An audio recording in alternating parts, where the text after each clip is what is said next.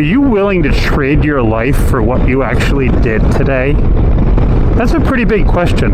Stay tuned and we're going to get to unpacking that question a little bit more. I'm John, your Mindset Moto Guy, and welcome to your daily UpShift video with me on this beautiful evening ride. So, are you willing to trade your life for what you're doing? I had a mentor, Bob Proctor, who asked me that, and he said, are you willing to trade your life for what it is that you want to do?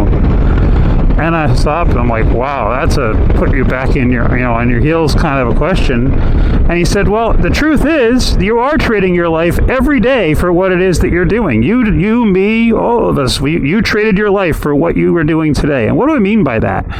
That means that the thing you did today, you prioritized enough that you were willing to give up whatever else you may have wanted to do or not wanted to do or had to do. You traded your life for that thing. And if that's a career that lasts you for 40 years before you retire, you traded your life for that. I have a lot of friends that were police officers, and they traded 20 years of their life in serving their community and protecting, and now they're retired at 43, years old, things like that.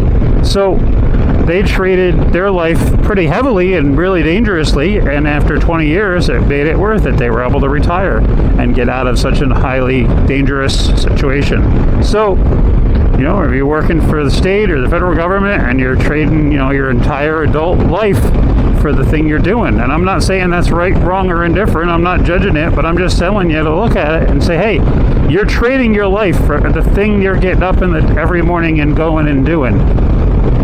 Is that really what you want to trade your life for? And maybe it is. Maybe you've got the most awesome job ever and you get the bonus of retirement and all these other great things. And man, God bless you. That's fantastic. But the stats and everything out there says so many people aren't happy doing what they're doing. They're miserable. It's not even that they're not unhappy, that they're unhappy. They're miserable. They hate everything. I'm called to think of the movie Office Space. If you've never seen that movie, it's all about people that just are absolutely miserable in their cubicle life. If you've never seen Office Space, go find it, rent it, look at it online, watch it. It's funnier than funny gets, but it really drives home a few points on what I'm talking about here.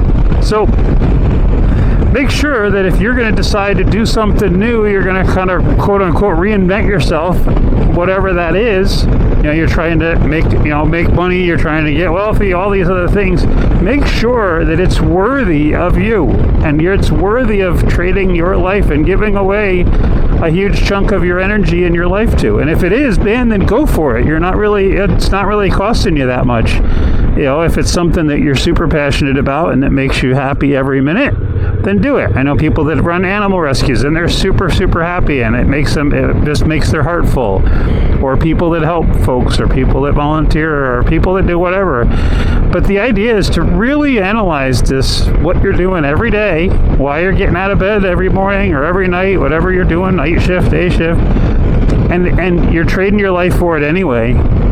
Is it really worth it in your department? And right now, maybe, who knows, maybe it might not be if you're in a situation, but then start chipping away and figuring out what it is that you really want to trade your life for. And there's no better time than 2024 and beyond to create something that makes you happy, and create it on the side. The old cheesy statement, after you work 9 to 5, work 5 to 9 on your thing that makes you happy. And with the way opportunities are happening these days, it's very possible that your hobby, that your favorite thing, your silly little, that people think is silly, your collection, your collector items, whatever, could turn into a cottage industry that could actually provide for you and your family in a more predictable way than what you're doing now. I don't know. But unless you decide and sit down and write it out on paper, get it out of your brain, get it onto paper, and write down the kind of things you're interested in, the things you've thought about. Okay, and not just to be the next, Forex trader or the next, penny trader or day whatever. I mean, that's fine. There's nothing wrong with that. But don't just like, well, I know people that are making money in that, so I'm going to do that. Like, do you really want to do that? Do you really want to sit and stare at graphs and have it and all this other stuff? It works for some people because that's how their brain works, and they absolutely love it, and they're great at it, and they have crazy success. But that's how everything works. I saw a lady the other day who's designing those like quilted blankets that help insulate the satellites that go up into space. She's a crafter. She does arts and crafts, and the UK government hired her because the engineers didn't know how to actually create these quilted things, and that's what she did for a living. Now she's working for the federal government, probably sure making good money, and what a story she's got. And she gets to literally do arts and crafts every day to help the astronauts stay safe, or to help with satellites, things like that. So you never know, but if you never sit and write down the stuff that you like doing, things that make you happy, all these different ideas, you're never gonna be able to decide to trade your life for something that's worthy of that decision. And maybe if you're one of the lucky ones that is absolutely in love with what you do, then man, that is so awesome. I'm so happy for you, and that is just crazy awesome. And just keep doing what you're doing, and make big leaps in that. But if you're not that person, or you're that person that's really doesn't work real well, it doesn't function well because you've gone through some trauma as a kid, or as a teen, or as an adult, and it just gets in your way, it's something that you can work on. It's something that you can get rid of and move out from under. But if less you sit down and decide, hey, I want to trade my life for this. I know people that are drinking too much, or doing drugs, or just really loathing destructive behavior for themselves, and it's like that's what you've decided to try to trade your life for. Unfortunately, a lot of things happen, but you're trading your life for just being numbed by alcohol and poisoning your system. And that's a really sad thing, when there are other ways. And I'm not downplaying if you've gone through some stuff, but there are ways to work around that stuff and work and get out from under that person.